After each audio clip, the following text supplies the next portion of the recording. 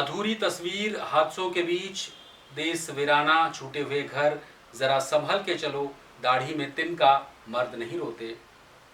ऐसे कुल 39 किताबें प्रकाशित हो चुकी हैं उस कथाकार की, रचनाकार की। आज हम उन्हीं से मुलाकात करते हैं। आइए।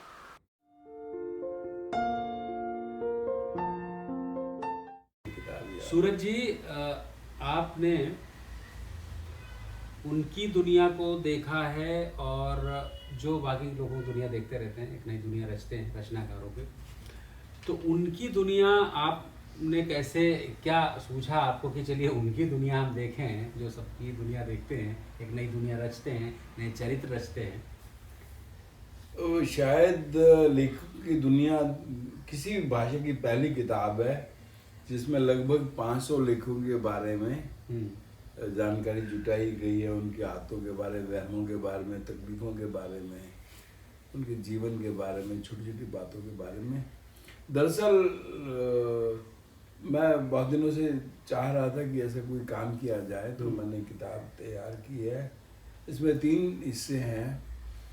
पहले मैं दुनिया लेखकों की आदतों के बारे में है, उनके जीवन के बारे में, और दूसरा लगभग 80 लेखकों के बारे में थोड़ा सा दिया गया है, रोशनी डाली, और बाद में कुछ किस्से हैं, उनके रोचक किस्से।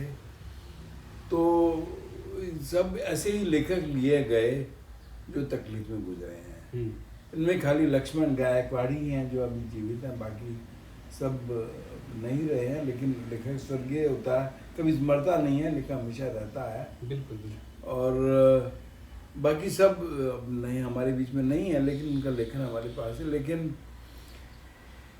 ऐसी जानकारियाँ मैंने जुटाने की कोशिश की है कि जो एक जगह सबके बारे में बताया जा सके।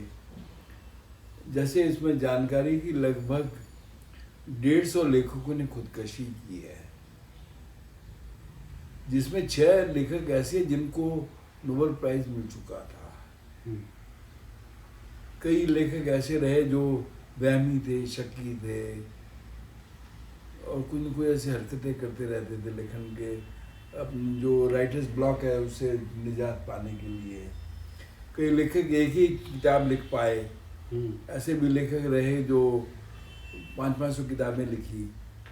सबसे कम उम्र के लेखक, सबसे बड़े लेखक, सूरदास 106 साल जिए, सबके बारे में जानकारी है। और बस होता चला गया। अद्भुत किताब है, बहुत अद्भुत जानकारी है।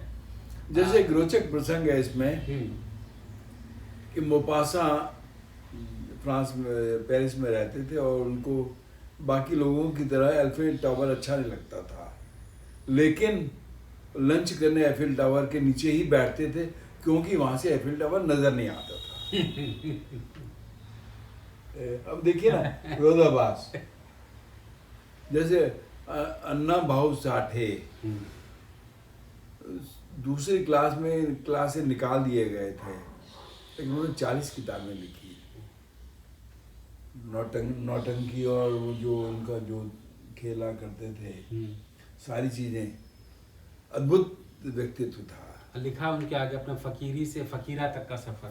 फकीरा फिल्म उनकी कहानी पे बनी थी। एक और थे नारायण सुर्वे, मराठी के लेखक, जो कचरे के डिब्बे में मिले थे मजदूर को, और वो 7वीं तक पढ़ पाए थे, लेकिन उनको पद्मश्री मिली।